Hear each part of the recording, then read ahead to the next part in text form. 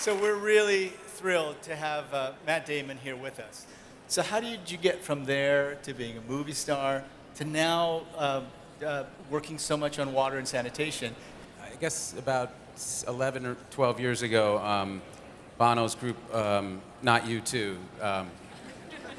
Data, organized a trip for me to study extreme poverty, and was on that trip that I first got exposed really to the kind of the enormity of the water and sanitation issue and its massive complexity. And on top of that, there's just like, besides the pointless kind of the needless suffering and death, there's they're just, you know, it's this massive issue for women and for girls, and it just has such an impact on their lives. Girls, you know, millions of girls aren't in school because they're scavenging for water. It's their job to do that for the family, and so you can imagine what that does, you know, they can expect for the outcomes of their own lives if they aren't able to go to school and are just kind of spending their lives in a pitched battle to make it to the next day.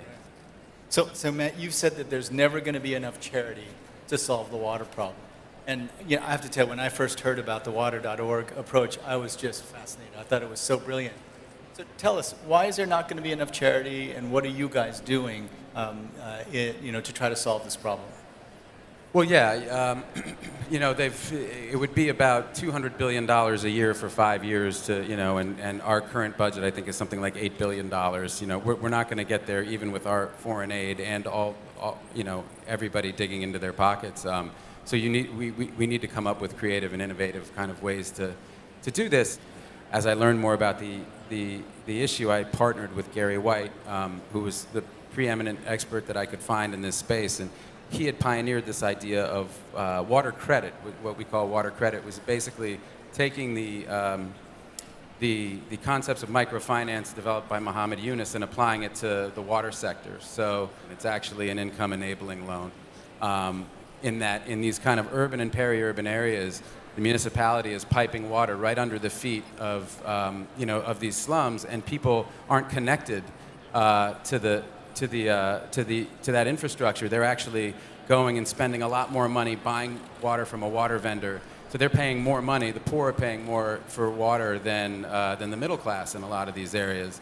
And so Gary had this insight that, okay, well, these people are paying. They have no savings, but they're paying every day. In some cases, 25% of their income just for their water. And so he said, well, if we could front them the money for a connection to their house, they wouldn't have to leave their job and go stand in this line for 4 hours with their jerry can and fill their jerry can, which is obviously tremendously unproductive. In fact, they could stay working at their job and have this household connection, and they'd quite easily be able to pay off this loan. And we've now reached 5.5 million people with these loans, and they pay back at 99%. But what's really great about it is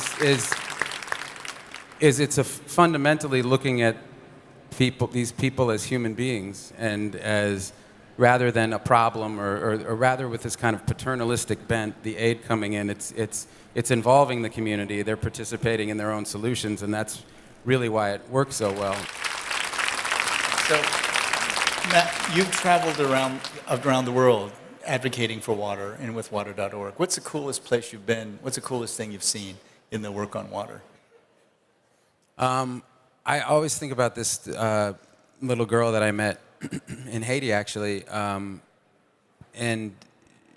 we were celebrating her, you know, this direct impact project we'd done in this town, and this little girl was 13 years old, and my oldest at the time was 13 years old. So instantly, you know, I felt connected to her, and she, you know, I started asking her questions, and she was spending 3 to 4 hours a day scavenging for water. She was lucky because she was still in school, but she was spending all of her free time scavenging for water. And I said, oh, well, now you're going to have this extra 3 or 4 hours, you know, you're going to have more time to do homework.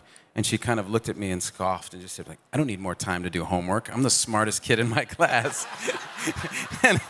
and she said it in the way, like, I instantly was like 13 again and really intimidated because she was the smartest kid in the class.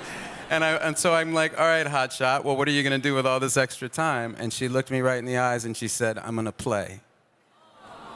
And it just buckled my knees, because I just thought, you know, that's exactly what she should be doing, and that's exactly what all these kids should be doing, and not scavenging to make it to the next day, or not being kind of robbed of any opportunity to hope for better things for themselves, or not going out and waiting for dark to find a place to defecate out in the open and risk being assaulted by somebody, but a predator who's out there waiting for you.